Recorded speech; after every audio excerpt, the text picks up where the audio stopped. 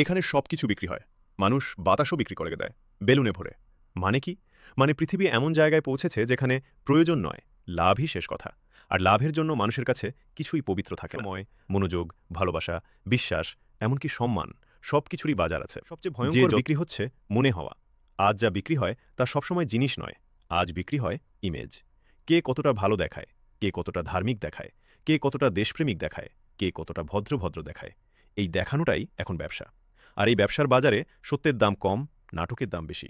সাবধানে থেকো, কারণ তোমার দুর্বলতাও বাজারে আছে। তুমি যে কষ্টে আছো সেটা কেউ কন্টেন্ট বানাবে। তুমি যে ভালোবাসো সেটাও কেউ লেনদেনে বদলে দিবে।